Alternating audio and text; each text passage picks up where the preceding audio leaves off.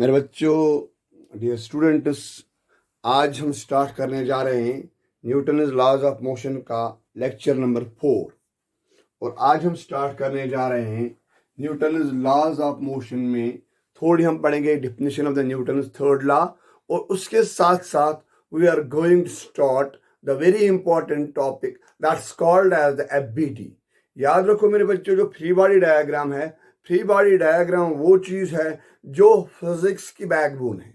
जितना आपको free body diagram select करना क्लियर हो जाएगा, इतना मेरे बच्चों आप लोग आराम से हर कोई क्वेश्चन सॉल्व कर सकते हो।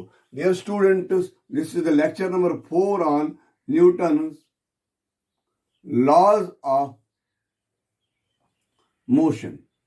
आज के इस वीडियो में हम मेरे बच्चों डिस्कस करने जा रहे हैं इक्विलिब्रियम पे एक प्रॉब्लम, साथ साथ हम डिस्कस करेंगे इसमें एफबीडी, और हम न्यूटन थर्ड लॉ की डेफिनेशन पढ़ेंगे। न्यूटन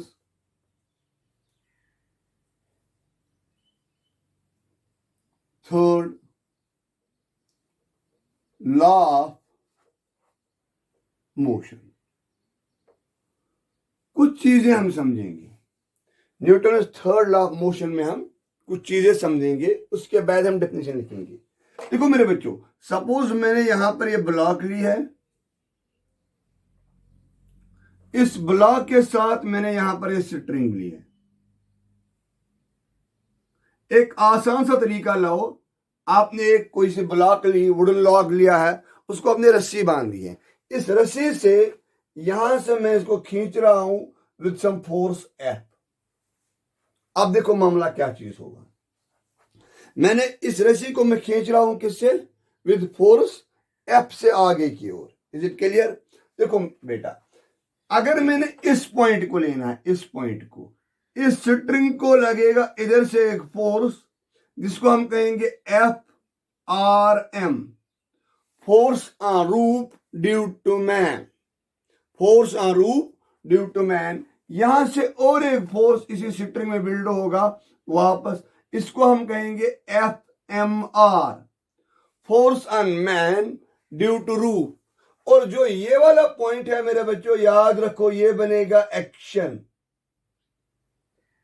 और ये वाला पॉइंट जो बनेगा ये बनेगा रिएक्शन।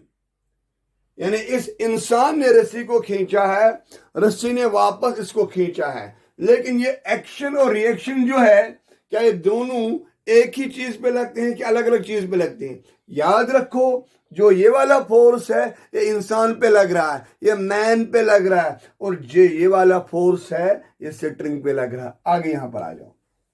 और एक चीज, अगर मैंने यहां पर ये ब्लॉक लिया है और अगर मैंने यहां से स्ट्रिंग लिया है कि नहीं, यहां पर जो फोर्स लगेगा, एक लगेगा ये ऐसे, इसको बोला जाएगा F B R, force on block due to rope. Force on block due to rope. और इस पे लगेगा इधर की ओर force F R B, force on rope due to block. अच्छे से समझो, यानी इससे पता चला है action and reaction are equal and opposite, but both are not acting on a same body, but both are acting on two different bodies. कैसे? यहां पर ये लग रहा है स्ट्रिंग पे और मैन पे, यहां पर लग रहा है स्ट्रिंग पे और ब्लॉक पे। यानी एक्शन लग रहा है ब्लॉक पे, रिएक्शन ले रही है स्ट्रिंग। एक्शन लग रहा है स्ट्रिंग में, रिएक्शन ले रहा है इंसान। इज इट क्लियर मेरे बच्चों? आराम से देखो इस चीज को, इस चीज को अपने सबकॉन्शियस माइंड में रखो। यानी इसका मतलब, अगर ये एफ हुआ है, एफ ये है force on rope, that is equal to minus F. ये वाला फोर्स एक्ट करेगा मैन पे और ये वाला फोर्स एक्ट करेगा स्ट्रिंग पे। हमेशा इस तरह से, ठीक है कि नहीं? आगे बढ़ेंगे मेरे बच्चों। डस्टर कहां रखा मेरे बच्चों? मैंने यह डस्टर।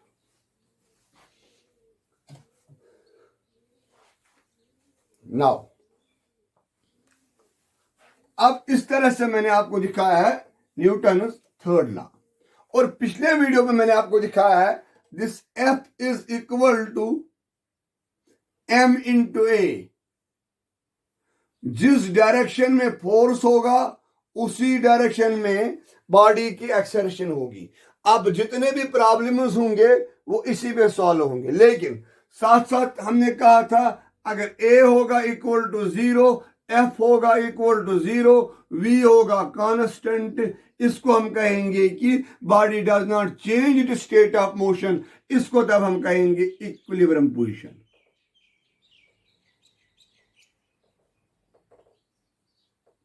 ये वो चीजें हैं ना जो आपको बहुत काम आने वाले हैं।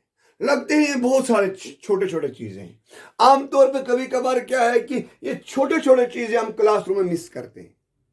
यानी acceleration is equal to 0, force is equal to 0, velocity is constant, we can say that the body, the system is in equilibrium। इसके साथ साथ अगर नेट फोर्स लगेगा, जिस डायरेक्शन में नेट फोर्स लगेगा उसी डायरेक्शन में एक्सेलरेशन होगी। नाउ अब आता है इसके बाद फ्री बॉडी डायग्राम।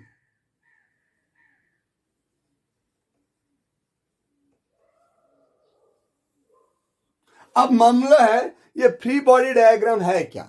याद रखो ये फ्री बॉडी डायग्राम जो है हम सिस्टम के किसी भी पार्ट को रिप्लेस करते हैं इस ब्लॉक से या कभी कभार इस पॉइंट से, सिस्टम के किसी भी पार्ट को। लेकिन डिसाइड कैसे कर रहा है सिस्टम, उसके लिए पूरे रूल्स है। इसको हमने डिसाइड किया है, सेपरेट किया है, लेकिन जितने भी सारे फोर्स इस पे अप्लाई होंगे उनको हमें दिखाना है। जो वो फिगर बनेगी वो बनेगी फ्री बॉडी डायग्राम। लेकिन अब मामला एक चीज है, हम फ्री बॉडी डायग्राम कैसे बनाएंगे, ये सबसे इंपॉर्टेंट चीज है। सबसे पहला पॉइंट आता है, first point, decide the system.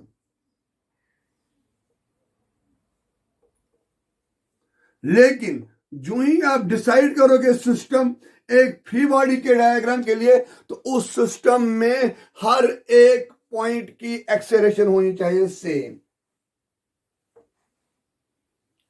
हर एक। अगर इसमें एक्सेलरेशन डिफरेंट है, चाहे डायरेक्शन की वजह से, किसी चीज की वजह से, और इनकी वेलोसिटी होनी चाहिए सेम, इनकी एक्सेलरेशन होनी चाहिए सेम। और एक्सेलरेशन सेम का मतलब क्या है, याद रखो, अगर ये ए ऊपर जा रहा है, ये नीचे जा रहा है, क्या ये सेम है? नहीं, these are the two different. Same का मतलब क्या है, डायरेक्शन भी सेम है और मैग्नीट्यूड भी सेम है, ठीक है कि नहीं। और इसके साथ साथ they should come in a same straight line. आगे बढ़ेंगे, यानी सबसे पहले चीज हमें डिसाइड करना है सिस्टम। क्लियर? और इसके बाद आएगा one more point, second point, identify the forces acting on the system due to surroundings। ये दो इंपॉर्टेंट चीज है। सबसे पहले चीज हमें डिसाइड करना है सिस्टम, हमें किसको सिस्टम लेना है, और इसके बाद हमें देखना है, आइडेंटिफाई करना है इस सिस्टम को कौन कौन सा फोर्स अप्लाई हो रहा है due to it is surroundings. Is it clear मेरे बच्चों? आगे बढ़ेंगे। थर्ड पार्ट, जितने भी फोर्सेस है इनको रिजॉल्व करोगे टू कंपोनेंट्स, एक यहां से एक यहां से, एक्स और Y. Resolve all forces into two perpendicular components। यानी दो perpendicular, these components should be perpendicular to each other। अगर आप लोगों ने इन तीन चीजों को ख्याल रखा है, एक, दो और तीन, क्या करोगे जब भी यह सिस्टम लोगे, डिसाइड करोगे हर एक पार्ट की एक्सेलरेशन क्या होनी चाहिए, सेम। इसके बाद हम आगे बढ़ेंगे, हम तक है हम किसको सिस्टम बनाएंगे, किसको नहीं बनाएंगे। अब देखो मेरे बच्चों, हम क्या करने जा रहे हैं। देखो, ये मैंने यहां पर लिया एक टेबल, इस टेबल के ऊपर मैंने ये ब्लॉक रखी है, इस ब्लॉक के ऊपर जो वेट आएगा ना वो वेट होगा due to the gravitational pull of the earth, लेकिन जो वेट पड़ेगा वो टेबल पे। याद रखो मेरे बच्चों, बात सुनो, जो इस ब्लॉक का जो मास m है इसको अट्रैक्ट करेगी अर्थ टुवर्ड्स द सेंटर, ये बनेगी mg। लेकिन जो mg का फोर्स है ये अप्लाई होगा इस बॉडी पे और पड़ेगा किस पे, इस पे। Is it clear, is it clear? देखो क्या करेंगे, अब यहां पर मैंने ये ब्लॉक ली है, ये ब्लॉक ली है, इस ब्लॉक के ऊपर नीचे लगेगा mg, जो ही mg इसके ऊपर पड़ेगा यहां से लगेगा इसको नॉर्मल रिएक्शन n। जो नॉर्मल रिएक्शन n है ये किसकी वजह से है, ये ड्यू टू टेबल है, ये ड्यू टू टेबल है। इस तरह से ये वाला मामला हल हो गया, ठीक है कि नहीं? ये क्या आएगा इसको n, ये क्या आएगा इसमें mg। आगे बढ़ेंगे और एक फिगर हम बनाने जा रहे हैं। सपोज कल मैंने यहां पर आपके पास ये बॉल ली mg, ये क्या होगा, ये mg होगा, ये होगा gravitational pull on ball due to the earth. लेकिन इस फोर्स की वजह से इस स्ट्रिंग में टेंशन पैदा होगा। अब कैसे बनेगी बॉल की FBD? क्या मैंने सबसे पहले decide the system and identify the forces. एक फोर्स नीचे की ओर mg, यहां से नॉर्मल, यहां से tension T। Is it clear, is it clear? आगे बढ़ेंगे।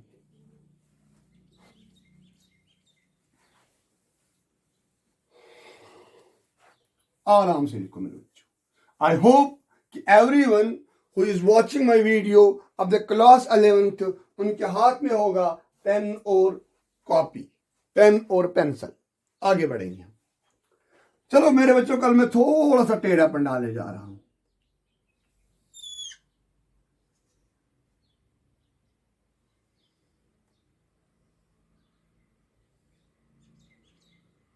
ये एंगल है थीटा। आपको इस टाइम बोलना है इस ब्लॉक के ऊपर कैसे आप निकालोगे फोर्सेस। मैंने क्या बोला आपको, एक आपको फोर्सेस निकालने हैं, दूसरे आपको फोर्सेस को रिजॉल्व करना है ओनली इन 2 कंपोनेंट्स। देखो सबसे पहले हम देखेंगे कि इस ब्लॉक पे कौन कौन सा फोर्स लगेगा। सबसे पहले लगेगा नीचे की ओर mg,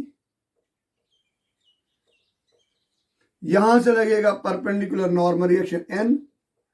अगर ये चीजें समझ नहीं आ रहे हैं वो मेरा लेक्चर नंबर 1 देखेंगे, 1 और 2। और यहां से लगेगा इसको टेंशन T।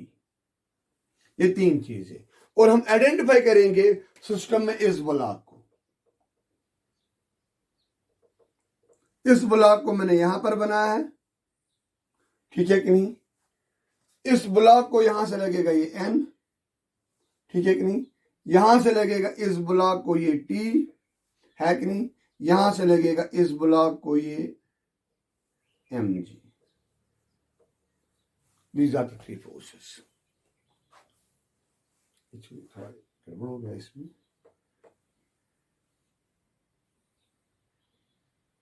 इस तरह से। और mg लगेगा, नहीं गड़बड़ किया, mg will go in this way, ठीक है कि नहीं? सबसे पहले क्या करोगे, जो ही आपके पास ऐसा क्वेश्चन आएगा इस T को करोगे रिजॉल्व और इसको करोगे रिजॉल्व। इन कंपोनेंट्स को फिर देखोगे कौन कौन सा अप्लाई हो रहा है। हमेशा याद रखो मेरे बच्चों, फिर एंगल कैसे लेना है, क्या लेना है, वो आगे हम क्वेश्चन में करने जा रहे हैं। लेकिन एक चीज याद रखोगे, identify the system and identify the forces which are acting on a given system. इसके बाद आप आराम से कोई भी चीज कर सकते हो। मेरे बच्चों आगे पढ़ेंगे हम, एक क्वेश्चन हम करने जा रहे हैं, क्योंकि वहां से आप लोग को हर कोई चीज क्लियर हो जाएगी। हमारे पास है न्यूमेरिकल इस तरह से एक न्यूमेरिकल है आप इमेजिन करो ये मेरी क्लासरूम की वॉल है, ये एक वॉल है, ये दूसरी वॉल है, ठीक है कि नहीं। इसके साथ क्या किया मैंने यहां से स्ट्रिंग लाई है, इसके साथ मैंने ये मास अटैच किया है, इस मास को मैंने यहां से होल्ड किया है और यहां से मैंने इसको नीचे खींच रहा हूं with the force of 300 Newton.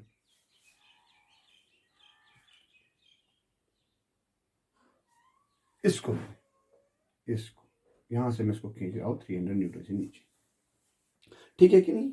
ये वाला लेके जाएंगे हम, ये पॉइंट मास है, इसका m जो है इक्वल टू 0 है, एक किस्म का नॉट, मैंने मासलेस पार्ट कर रखा है। आपको निकालना है ये T1, आपको निकालना है ये T2 और आपको करना कैलकुलेट T3। आपको दिया है खाली ये एंगल जो है ये 37 डिग्री है, ये एंगल जो है ये 90 डिग्री है। आपको कैलकुलेट करना है T1, T2 एंड T3। सबसे पहले चीज क्या करेंगे, हम ये वाला पॉट लेंगे। यहां से हमने क्या किया है कि मैं पहले यहां पर आपको अप्लाई कर रहा हूं Newton third law of motion. यहां पर ये ब्लॉक है, इसको मैंने यहां से अप्लाई कितना फोर्स किया है 300 न्यूटन और स्ट्रिंग में वापस पैदा होगा 300 न्यूटन ही, यानी इसका मतलब T2 is equal to 300 Newton. एक चीज हमने पता चला है, T2 is equal to 300 Newton.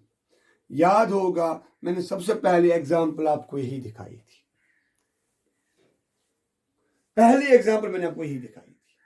इसके बाद अब हम बनाने जा रहे हैं इस सिस्टम की कंप्लीट एफबीडी। कौन कौन सी एफबीडी बनेगी, एक ये मैंने पॉइंट मास लिया, इधर से लगेगा इसको T2 that is equal to 300 newton, ठीक है कि नहीं। इसके बाद इसको लगेगा यहां से ये T3 और यहां से लगेगा इसको ये वाला T1, ठीक है मेरे बच्चों। सबसे पहला काम जो हम करने जा रहे हैं, ये और ये तो आपस में परपेंडिकुलर है। जब ये दो आपस में परपेंडिकुलर है तो हम इसको भी करेंगे इनटू कंपोनेंट्स, इन दो परपेंडिकुलर कंपोनेंट्स के अलावा रिजॉल्व करेंगे। एक कंपोनेंट यहां से आएगा, एक कंपोनेंट यहां से आएगा। जो आपका ये वाला कंपोनेंट है एंगल के अपोजिट में है, ये होगा साइन कंपोनेंट, होगा कि नहीं होगा।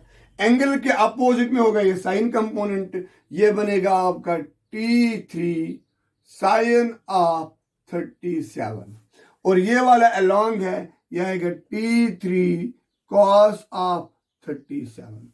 मेरे बच्चों यहां पर मामला एक चीज है, क्या ये जो बाल है, क्या जो ये पॉइंट मास है, क्या जो ये मासलेस बॉडी है, क्या ये नीचे ऊपर इधर उधर कहीं मुंह करेगी? नहीं, यानी इसका मतलब इसकी वेलोसिटी जो है वो कांस्टेंट है। कांस्टेंट मींस इक्वल टू 0, यानी इसका मतलब जो ये सिस्टम है ये इक्विलिब्रियम में है। अगर ये इक्विलिब्रियम में है तो sum of force should be equal to 0, यानी इसका मतलब हुआ है T2 should be equal to T3 sin of 37। अब मामला आता है सर साइन 37 का वैल्यू बार बार हमारे फिजिक्स में आता है, हमें ये वैल्यू याद नहीं है। मेरे बच्चों इसको मैंने ट्रिक और लॉजिकली समझाया है, एक वीडियो में है, that is the special triangle. अगर आप उसको देखोगे, आप टाइप करोगे मेरे चैनल के ऊपर, आप सीधे लिखोगे स्पेशल ट्रायंगल और आपको सीधे वो आएगा नीचे, उसको एक बार देखो, आपको पता चलेगा जो साइन 37 होता है वो होता है 3/5, दैट इज इक्वल टू 0.6। इसका मतलब हम लेंगे 300, that is equal to T3 into 3/5।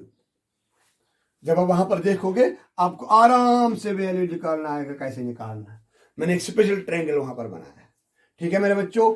3 times T3 is equal to 5 into 300, ये कट होगा, ये 100 आएगा, इसका मतलब T3 is equal to 500 Newton. आराम से देखो इसको, T3 कितना निकला हमारे लिए 500 न्यूटन। अब मामला है, अब हमें निकालना है कौन सा वाला है, T1। चलो हमने लिया है ये कंपोनेंट और ये component equal to 0, along this axis sum of forces are equal to 0। Along this axis कैसे आएगा, sum of forces 0। Very nice. आपको लिखना है T1 should be equal to T3 cos of 37।